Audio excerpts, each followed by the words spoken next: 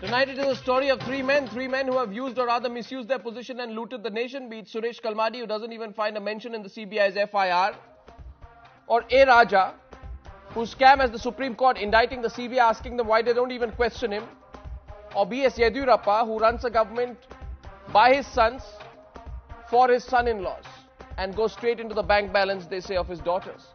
That's the story tonight. Big three let off. Congress Party's Manish Tiwari debating tonight with the BJP's Rajiv Pratap Rudy as Suhel Seth comes in as a third participant tonight. Thank you very much, gentlemen. Manish Tiwari, I want to start with you. And very specific tonight, very pointed tonight. I have this FIR which proves that you have let off, you as in the CBI, has let off Mr. Suresh Kalmadi. Does the government, in your view, owe an explanation to the nation on the letting off of Suresh Kalmadi as per this piece of paper? Well, I think, Arnab, it would have been much fairer had you directed that question to the CBI director or to their spokesperson. It's the CBI which has registered the FIR, not the Congress Party.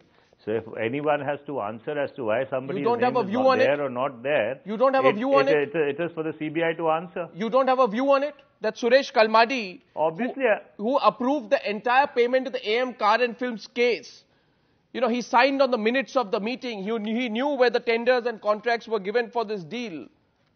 That he's not even been named, it's not surprising to you? You don't condemn it? Mr. Goswami, I am not the investigator. I am not the inquisitor. It is the Central Bureau of Investigation which is charged with the investigation of this particular offence. Do you have a view on it? Why they register an FIR in a particular manner? Why are you avoiding the question? Why they've named a certain person? Why they've not named a certain person? No, Arnab, I'm not avoiding the question. I'm being very upfront and straight.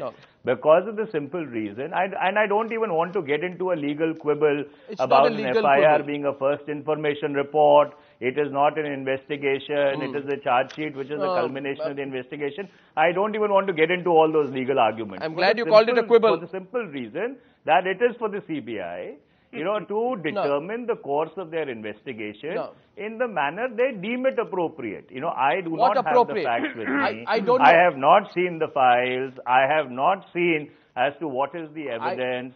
So therefore, I am not in a position to comment about why somebody is there or not there. I want to know what's appropriate. What's appropriate for the CBI? Let me get Rajiv Pratap Rudy into it. Is it appropriate for the CBI that it gets slammed every day? Supreme Court of this country says to the CBI, what do you take this court for, says the court. Questioning is the minimum expected from you of A. Raja.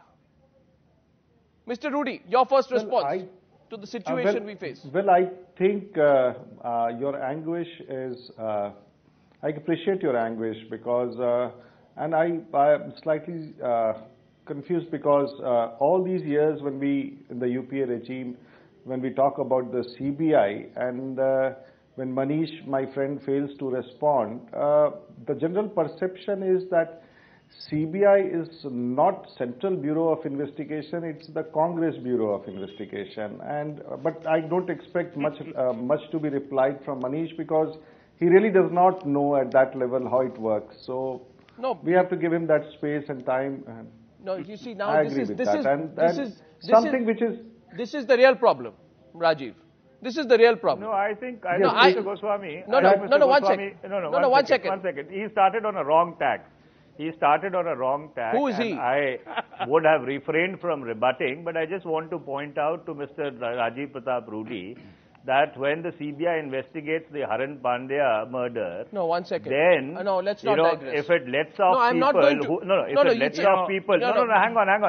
lets off people whom Haran Pandya's father thinks are responsible for the murder, the BJP has no problems with that. I'm telling you tonight. But when it comes to Amit Shah or anybody else, the BJP has problems. Let's not have those double standards. Manish, I'm going to be extremely pointed tonight. Manish, allow me to come in. Law school, but I think possibly it was a long time ago. Okay, so therefore, he doesn't even remember the basic rudiments of an investigation. The problem is... I think that was very low. No, this is, you see, many One second. Suhel, before I come to you, Suhel. The point is, and I want to make this point before I go to you, sir. People are going to see through this, Manish and Rajiv. People will see through. You are having this choreographed, rehearsed fight going on in Parliament. You all know it's a case of pot calling the kettle black. The big three have been let off. One is from the BJP, one is from a Congress ally and the other is from the Congress. How does the country not believe, Suhail, that all three parties have come together and said, let's fool the country. Let's carry on this sham JPC, PAC debate in Parliament and let these three swindlers slink away through the back door.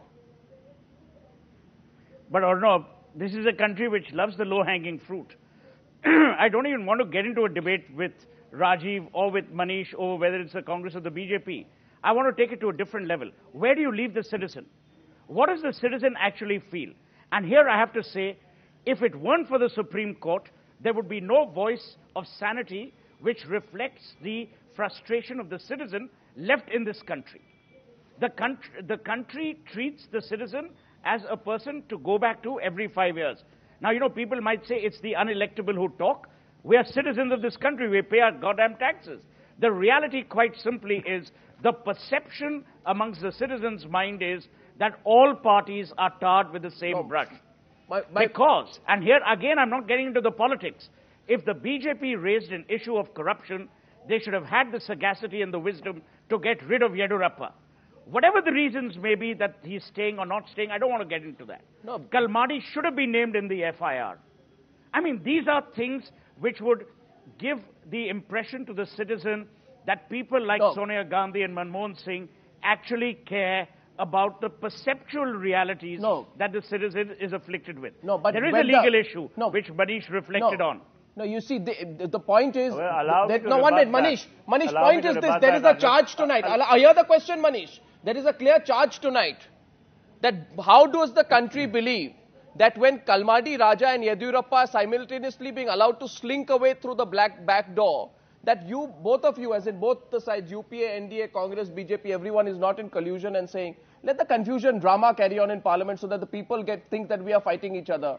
We'll all be quiet when it comes to these three getting away. These three men have got away, Manish. You need to answer the people of this country and not laugh this away. These three men are getting away, let's be clear. You are allowing them to get away. And this is not an indulgence. No, my point is, this is not an indulgence. You're not indulging the people of this country. You need to answer the people of this country how you can let these three get away. Simple. If you finished, may I answer your question? You see, Suhail raised the point about perception and investigation. Correct. On a perceptual point, as the Congress president pointed out yesterday, starting from Natwar Singh to Shashi Tharoor, I don't want to go into history. Kalmadi, to Raja, to anybody else, to Ashok Chavan, each of them has been made to step down. We do not see that standard. Coming down from where? Of course not. You are wrong, Manish. Kalmadi has not been, 1 minute, Manish. Kalmadi has not been named in the... Each of them was made to resign. Kalmadi has not been named... Let's not talk at cross purposes. Allow me to complete. But am I right or wrong? Let's not talk at cross purposes. Has Kalmadi been named in the main scam of the Commonwealth Games or not? Yes or no? I have proof that he has not. And you expect us to believe that just because you sacked him as a secretary of the Congress Parliamentary Party, the country should be happy with it?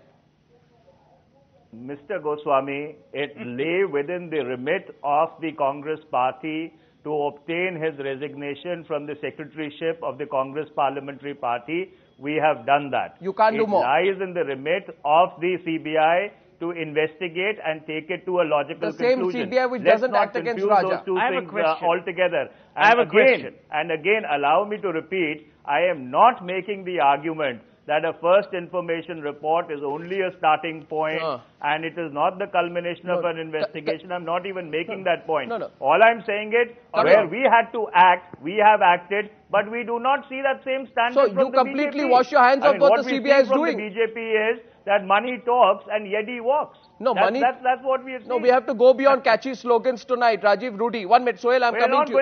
We're not going beyond catchy slogans. We have to go beyond catchy slogans. We have to answer the people. That is the reality.